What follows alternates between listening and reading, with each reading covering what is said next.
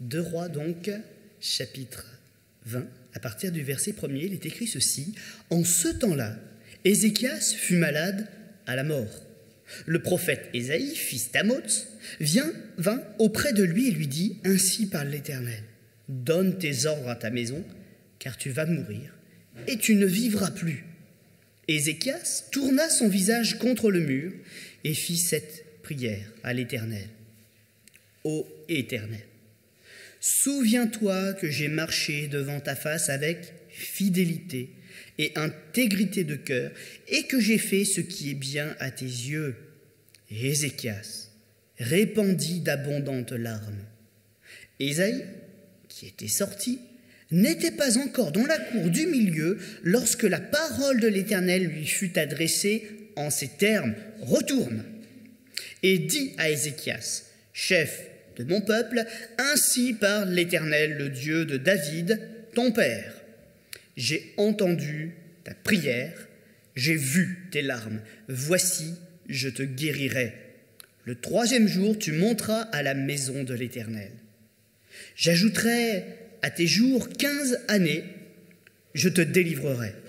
Toi et cette ville de la main du roi d'Assyrie, je protégerai cette ville à cause de moi et à cause de David, mon serviteur. » Ésaïe dit, « Prenez une masse de figues. » On la prit et on l'appliqua sur l'ulcère, et Ézéchias guérit. Ézéchias avait dit à Ésaïe, « À quel signe connaîtrai-je que l'Éternel me guérira et que je monterai le 3e jour à la maison de l'Éternel ?» Et Ésaïe dit, « Voici, de la part de l'Éternel, le signe auquel tu connaîtras que l'Éternel accomplira la parole qu'il a prononcée. L'ombre avancera-t-elle de 10 degrés, c'est-à-dire de 10 marches, ou reculera-t-elle de 10 degrés, c'est-à-dire de 10 marches ?» Et Ézéchias répondit, « C'est peu de choses que l'ombre avance de 10 marches, mais plutôt qu'elle recule de 10 marches. » Alors Ésaïe, le prophète, invoqua l'Éternel qui fit reculer l'ombre de 10 marches, de 10 degrés, sur les marches d'Akaz, où elle était descendue. Verset 12. En ce même temps, Bérodac Baladan, fils de Baladan, roi de Babylone, envoya une lettre et un présent, un cadeau, à Ézéchias, car il avait appris la maladie d'Ézéchias. Ézéchias donna audience aux envoyés et il leur montra le lieu où étaient ses objets précieux, l'argent et l'or, les aromates et l'huile précieuse, son arsenal et tout ce qui se trouvait dans ses trésors. Et il n'y eut rien qu'Ézéchias ne leur montre dans sa maison. Ésaïe, le prophète, vint ensuite auprès du roi Ézéchias et lui dit, « Qu'ont dit ces gens-là? D'où sont-ils venus vers toi ?» Ézéchias répondit, « Ils sont venus d'un pays éloigné, de Babylone. » Ésaïe dit encore, « Qu'ont-ils vu dans ta maison ?» Ézéchias répondit, « Ils ont vu tout ce qui est dans ma maison, et il n'y a rien dans mes trésors que je ne leur ai montré. » Alors Ésaïe dit à Ézéchias, « Écoute la parole de l'Éternel. Voici, les temps viendront où l'on emportera à Babylone tout ce qui est dans ta maison et tout ce que tes pères ont amassé jusqu'à ce jour, et il n'en restera rien, dit l'Éternel. Et l'on prendra de tes fils qui sont sortis de toi et que tu as engendrés pour en faire des eunuques dans les palais du roi de Babylone. » Ézéchias répondit à Ésaïe, « La parole de l'Éternel que tu as prononcée est bonne. » Et il ajouta, « N'y aurait-il pas de paix et de sécurité durant toute ma vie ?» Et le reste donc des actions de ce roi est consigné dans les livres. Amen. Une lecture un petit peu longue, mais elle est très riche d'enseignements. Nous avons tous fait ces choses. Par notre passé, en nous approchant de Dieu, et certainement encore aujourd'hui dans notre présent, parce que notre corps nous trahit bien souvent et nous avons besoin en toute chose, pour notre corps comme pour le reste, de l'Éternel. Nous faisons des prières et nous faisons bien de le faire. Le contact avec Dieu est toujours une chose extraordinaire. C'est toujours quelque chose de bénéfique.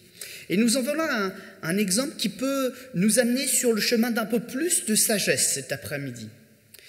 Le roi Ézéchias a fait de bonnes choses.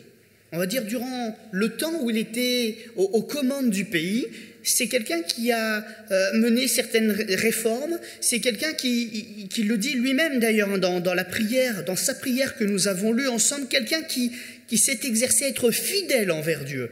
C'est-à-dire que quand un serviteur de Dieu venait, quand il allait au temple, il ne laissait pas n'importe quoi se faire dans son cœur. Il avait une réelle discipline à écouter ce que Dieu disait et en faire quelque chose.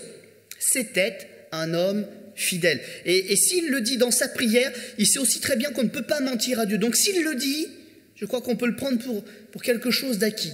C'est vraiment quelque chose qui a fait un effort pour que son âme se porte bien devant l'Éternel. Et il dit encore que non seulement il a fait ses efforts de fidélité pour être droit devant Dieu, mais qu'il l'a fait aussi avec un désir d'être intègre. Pas simplement donc devant Dieu, mais même quand il était seul, quand il était dans sa chambre, quand il était avec sa famille, quand il était avec ses amis. Il n'a pas non plus cherché à tricher avec Dieu, avec les commandements de Dieu. Il ne s'est pas arrangé avec. Il a fait ce que le Seigneur lui demandait. Et un jour, c'est le témoignage donc que nous avons lu dans les Écritures, cet homme est malade. Et le texte nous dit même, dès le premier verset, que ce n'était pas une maladie anodine. C'est quelque chose qui allait raccourcir les jours de sa vie. Cette maladie allait l'emporter. Je ne sais pas ce que les médecins lui avaient dit, mais en tout cas, Dieu envoie son serviteur, le prophète Ésaïe, pour parler à cet homme-là et lui dire, non pas de la part des hommes, mais de la part de Dieu qui voit tout, que son temps était arrivé à son terme. Et il lui donne un premier élément de sagesse, puisqu'il avait encore quelques jours, quelques heures, pour faire encore de bonnes choses et se préparer à son départ. Il lui envoie donc ce serviteur pour que, il se prépare. Donne des ordres aux personnes de ta maison, ça voulait peut-être dire aussi au-delà de ça. Prends aussi le temps de saluer tes proches avant de partir, puisque tu as le privilège de savoir que tu partiras. Mets de l'ordre dans ta vie. C'est aussi de la sagesse. Et cet homme, qui est aussi quelqu'un qui sait se tourner vers Dieu pour prier, pour demander sa volonté, mais aussi pour lui déposer ses fardeaux, il va se mettre en prière, parce qu'il n'arrive pas à se résoudre à cela et il a envie encore d'être un peu sur cette terre. C'est pas un péché. C'est pas un péché. Et il fait cette prière sincère parce qu'il est vrai devant Dieu. Et ça, c'est authentique du coup. Il vient devant Dieu et il pleure. Et je crois qu'aucun d'entre nous, quand il est passé par la maladie, par la souffrance ou par les mauvaises nouvelles, est resté neutre en disant « bon, on verra demain ». Je crois qu'il y a eu quelque chose de vif qui était dans notre cœur. Et il y a certainement eu des larmes aussi. Et notre refuge, où a-t-il été? Alors certains, c'est dans leur lit, mais c'est surtout dans la prière. Moi, personnellement, c'est dans mon lit avec la prière. Chacun a sa façon d'être, sa personnalité. Mais à partir du moment où nous allons devant Dieu, il y a des choses qui se passent. Et ce jour-là, il a plu à l'Éternel de faire un miracle pour cet homme-là. Il a choisi, par bienveillance envers lui, de le guérir. Et cette prière, Dieu la voyait venir de loin, mais tant qu'elle n'était pas là, il n'a pas voulu agir. Il a voulu laisser d'abord cet homme faire son acte de foi, faire sa prière. Et une fois qu'Ézéchias a fait sa prière, il a pu renvoyer son serviteur Ésaïe pour lui dire la suite de ce qui allait se passer. Et la suite, elle devait être annoncée comme ça parce qu'il s'agissait d'un miracle. Tout le monde devait savoir que Dieu change le cours naturel des choses. Il est souverain. Et ce n'est pas parce qu'un médecin nous dit que voilà, la situation est claire, la maladie est comme ça, et comme ça, et comme ça, et que ça va se passer comme ça, que les choses vont se passer comme ça. Parce qu'il y a le plan de Dieu sur notre vie. Et ça, c'est important qu'on le repasse sur notre cœur. Nous sommes un peuple équilibré, qui a une certaine sagesse, on n'est pas des gens naïfs, mais on croit encore aujourd'hui au surnaturel de Dieu. Et on croit que si nous prions, il peut le faire pour nous, par amour pour nous, par compassion pour nous. Il peut changer les échéances qui ont été décrétées. Je dis peut-être cela aussi en encouragement à plusieurs personnes parmi nous. S'il plaît au Seigneur de faire pour nous comme il a fait pour Ézéchias, de rallonger de 15 ans notre vie, il est Dieu, il peut le faire. Et si nous le lui demandons, pourquoi ne le ferait-il pas dès maintenant et à l'instant ? Que nous entendions peut-être une voix prophétique, une pensée de l'esprit dans notre cœur, nous rassurer, nous dire « Oui, tu passeras quand même par la maladie, mais dans 3 jours, tu seras guéri. » Il y a quelque chose aussi de messianique. Là, ça parle de Jésus. Ça parle du tombeau aussi. Il y avait un signe. Et pourquoi aujourd'hui, notre vie ne serait pas comme celle des gens d'autrefois qui servira de miracle extraordinaire pour que les gens reconnaissent Jésus en nous? Que notre vie serve de signe puissant au travers de la guérison des maladies, au travers d'une circonstance particulière, mais qui reflète Jésus et qui permettent, à travers de cette vie, de voir à tous nos voisins qu'effectivement, si Dieu a annoncé quelque chose, il peut le faire parce que déjà, il y a un signe au travers de nous. En tout cas, Ézéchias, lui, il ne cherchait pas ça, il ne cherchait pas à être un signe messianique ou quoi que ce soit. C'est quelqu'un qui a répandu ses larmes et Dieu lui fait une réponse aussi claire que ça. Au-delà du plan de Dieu qui peut être extraordinaire, qui nous échappe un peu parfois, il y a aussi le terre-à-terre de Dieu. Vous savez, Dieu, il est terre-à-terre, parfois. Il a vu des larmes et il a voulu sécher les larmes.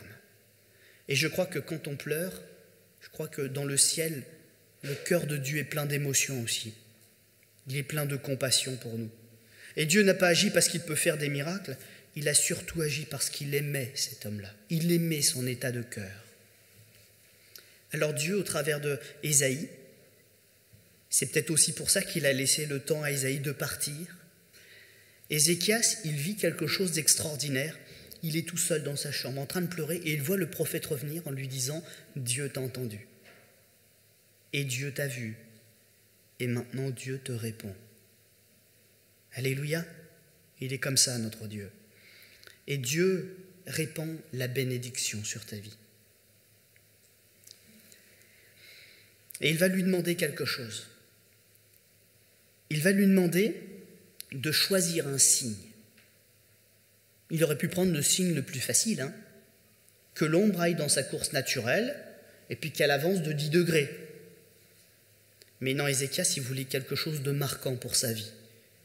Il était conscient que Dieu tire sa gloire aussi de ce qu'il fait avec chacun d'entre nous. Et il n'a pas demandé le plus facile. Parce qu'il a pensé à lui, c'est vrai pour la guérison, c'était quelque part, c'était acquis. Dieu lui disait qu'il allait le guérir. Mais il voulait aussi que le monde sache. Vous voyez l'élan de cœur qui était sincère? Que le monde sache que le surnaturel de Dieu, que Dieu était à l'œuvre dans cette affaire. Je me rappelais encore un message de Raphaël, tiens, au début où il a commencé avec nous à la prédication, et qu'il parlait de ces lépreux, de ces 10 lépreux. Des gens qui vivent des bénédictions, des gens qui vivent des grâces. En fait, il y en a un paquet, Il y en a beaucoup sur la terre, et même encore aujourd'hui. Mais quand on fait les comptes, comme c'était déjà le cas du temps de Jésus, sur 10, il y en a combien qui sont revenus pour dire merci? Un seul. Dieu bénit la terre abondamment, mais qui se souviendra de lui pour le suivre? Et ça, c'est tout l'enjeu de ce que nous vivons cet après-midi.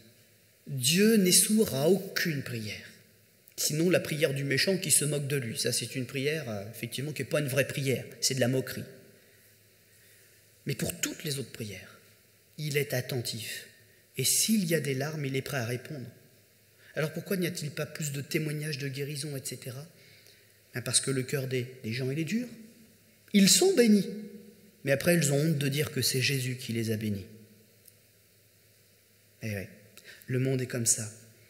Cet après-midi, j'aimerais peut-être permettre à quelques personnes de prendre un souffle avec Dieu ou un souffle nouveau avec Dieu et de leur dire, rappelez-vous dans vos jeunes années quand vous marchiez bien. Rappelez-vous de quand vous avez entendu l'évangile pour la première fois, de cette prière que vous avez faite et que Dieu a exaucé exactement dans le sens où vous lui avez demandé. Est-ce que ce jour-là, vous n'avez pas connu la grandeur et la bonté de Dieu? Et maintenant, j'aimerais qu'on fasse un constat aussi, parce que même pour ceux qui marchent depuis longtemps, on peut faire ça. Est-ce que tu as toujours le même désir que Jésus te réponde comme ça? Est-ce que tu crois qu'il a changé? Parce que si ce n'est pas le cas, lequel de vous deux, lequel de nous deux s'est refroidi? Est-ce Dieu ou est-ce moi? Vous savez, j'ai vieilli un petit peu, j'ai gagné un peu d'expérience. Et je m'aperçois que des fois, je suis avec Dieu comme je suis avec les hommes, je mesure mes mots. J'essaie de formuler les choses pour que ça passe bien. Et vous croyez que j'arrive à tromper Dieu avec ça, moi? Vous croyez qu'il ne serait pas plus heureux si j'étais naturel et vrai avec lui? Je pense que des fois, c'est mon comportement qui bloque les choses avec le Seigneur. Même avec l'expérience, surtout peut-être aussi avec l'expérience. Mais mon Dieu, lui, il n'a pas changé. Il voit toujours l'enfant qui vient avec joie vers lui. Il voit toujours aussi celui qui a une difficulté puis qui tourne en rond avant de venir le voir. Mais si j'étais un peu plus simple et un peu moins fier, si je lui disais tout simplement « Seigneur, j'ai mal. Seigneur, je souffre. Seigneur, je pleure. » Si je lui livrais mes larmes, comme Ézéchias l'a fait, j'aurais tout simplement la réponse de Dieu et plus facilement que lorsque je tourne en rond autour du pot. Il y a des personnes qui se disent « Après tout ce que j'ai fait, est-ce que Dieu s'intéressera encore à moi ?» Oui, mais arrête de tourner autour du pot. Reviens à ton Père qui t'attend. Pour d'autres personnes qui ont entendu l'Évangile, j'aimerais lancer la parole aussi dans ce sens-là, mais pourquoi t'attends encore? Parce que Dieu, lui, il est prêt. Ça fait des années qu'il est prêt. Mais toi, franchis le pas de la porte et entre pour pouvoir enfin partager tout ce qu'il a préparé avec toi. J'aime bien cette parole de la prière, comme quoi on ne sait pas toujours prier comme il faut, même quand on a des beaux mots, vous voyez. Ézéchias, il commence sa prière comme ça. « Ô Éternel, souviens-toi de moi et de ce que j'ai fait. » Et vous croyez que Dieu, il oublie? S'il y a bien une personne qui est parfaite en toutes choses et qui n'oublie rien, c'est le Seigneur. Qu'est-ce qui avait besoin d'être rassuré en disant cette parole? C'est bien Ézéchias. Et moi, j'aime bien dans la réponse de Dieu, c'est que ça, il n'en parle même pas. Il passe au-dessus des défauts de ce qu'on lui demande, il passe au-dessus de ces choses-là, il va directement au cœur du problème. Je t'ai entendu, je t'ai pas jugé, je t'ai pas mis de côté, simplement je t'ai entendu. Sois rassuré, je suis en marche pour te rencontrer. Amen. Ézéchias, il va avoir la joie d'une réponse précise. 15 années de plus ajoutées. Et c'est là aussi qu'il nous faut apprendre à faire attention. Je parlais tout à l'heure en introduction de dire que ce qu'on allait voir est aussi empreint de sagesse pour nous permettre de bien faire les choses. Et alors que la bénédiction de Dieu venait, l'adversaire aussi l'avait mis en marche son projet à lui. Et malheureusement, Ézéchias, dans ce temps de joie, quand il entend parler qu'il a de la visite de quelqu'un qui vient de loin, il est tellement soulagé que son problème de maladie soit parti que là, il commet une erreur. Il manque de vigilance. Il croit finalement que tout ce qui vient vers lui, c'est que bénédiction, quoi. Et il oublie le diable. Il oublie celui qui veut le faire chuter. Il oublie celui qui veut le faire retomber dans la maladie. Il oublie celui qui veut le faire tomber encore plus bas que ce qu'il était avant. Et alors qu'il vient d'être attiré par la grâce, il y a l'adversaire qui essaie de le ramener dans l'orgueil. Une délégation vient, et même si ce n'est pas dit ici, moi je peux quand même dire une chose, parce que le texte permet de le dire, Dieu a permis cette rencontre aussi de se faire. Parce que 15 années de plus, c'est merveilleux, mais puisqu'il faut les passer sur la terre, il faut continuer de persévérer dans la foi. Et ce n'est pas parce qu'on a reçu une grâce, une bénédiction, même que Dieu nous ait parlé en personne, que le reste de nos adversaires, lui, il n'est pas encore en marche. Et il faut continuer. Non pas de rester tels que nous sommes, mais de développer notre foi pour remporter de nouvelles victoires. Et là, Ézéchias a commis une erreur.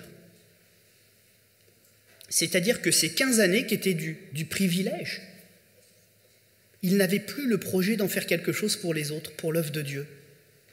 Il s'est dit, voilà, maintenant j'ai assez travaillé. Je pense que c'était le fond de son cœur qui devait remonter. Il devait en prendre conscience. Ces 15 années, il les avait prises pour lui.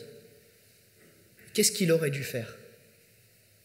Peut-être de se poser la question, après avoir reçu cette bénédiction, d'avoir eu en plus cette possibilité d'aller au temple 3 jours après pour célébrer Dieu et le remercier. Il aurait dû lui demander quelque chose à Dieu maintenant.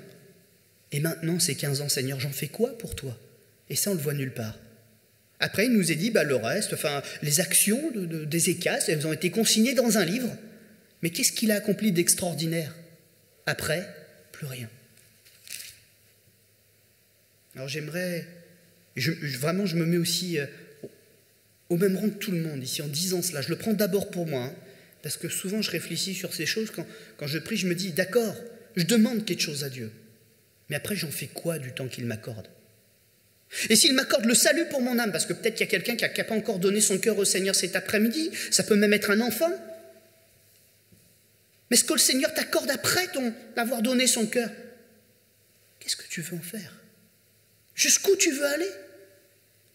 Parce que c'est bien beau de vivre sauvé, mais il y a tellement de choses extraordinaires que l'on peut faire avec le Seigneur après. Et Ézéchias, avec tout ce qu'il avait compris, il est quand même tombé dans le piège. Et malheureusement, je pense qu'il a eu encore quelques larmes après. Que le Seigneur nous aide donc à nous réjouir des grâces qu'il nous accorde, mais aussi à veiller sur notre cœur en tout temps. Connaître Dieu n'est pas suffisant. Il faut vraiment être attaché à lui. Attaché à lui. Et ne pas voir ces bénédictions comme quelque chose qui nous donne à nous égoïstement, mais vraiment que ça nous serve à tenir bon la barque jusqu'au bout. Et que jusqu'au bout, notre vie lui soit utile. Même s'il permet des soulagements et un peu de repos, mais vraiment qu'on aille jusqu'au bout.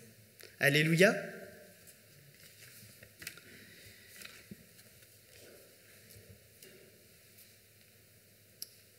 Corneille, il a bien compris cela.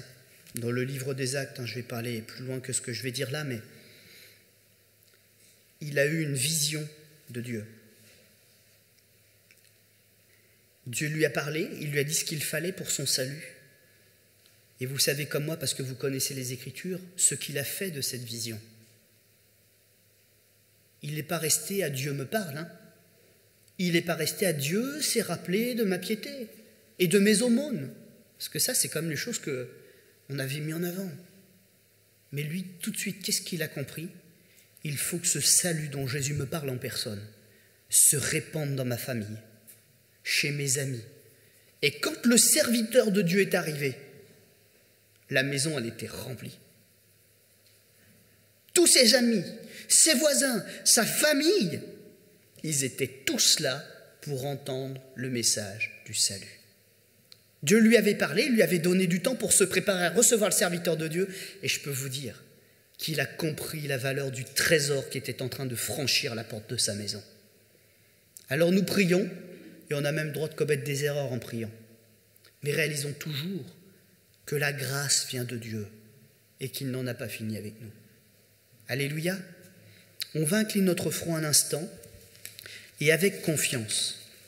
Si quelqu'un cet après-midi, j'allais dire après cette révision un petit peu scolaire,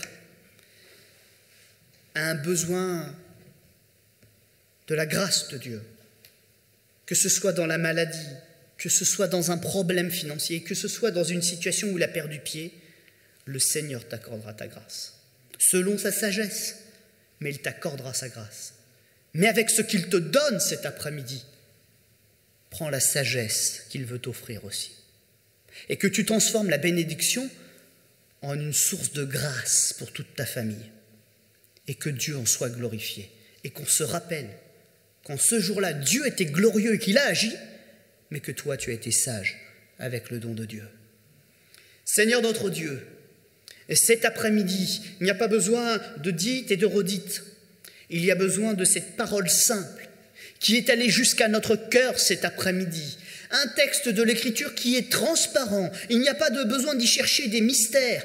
Un malheureux crie, l'Éternel l'entend, il le délivre. Bien sûr, il le laisse voir l'épreuve, il le laisse traverser une partie de l'épreuve. Mais il est tout près, il avait déjà la solution qui est là. Maintenant, il y a une part de sagesse aussi, que tu as voulu nous transmettre cet après-midi. Et pour cela, Seigneur, il faut que nous acceptions quelque chose. C'est d'ouvrir en grand la porte de notre cœur, afin que la bénédiction y entre, mais aussi que la sagesse y entre. Afin que je ne dise pas simplement « un jour j'ai rencontré Dieu, il m'a fait du bien », mais un jour j'ai rencontré Dieu, et avec ce qu'il a fait, je n'ai plus jamais voulu qu'il parte. Alors cet après-midi, Seigneur, nous venons avec nos fardeaux, nous venons peut-être aussi avec nos péchés. Nous te livrons tout avec l'assurance que tu vas nous aider, que tu vas nous délivrer, que tu vas nous pardonner. Mais nous voulons aussi que tu demeures en nous. Que ton nom soit glorifié, Seigneur notre Dieu.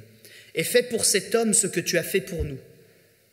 Et si tu places un choix devant nous, aide-nous à faire le bon choix pour te glorifier et tenir ferme nos engagements. Amen.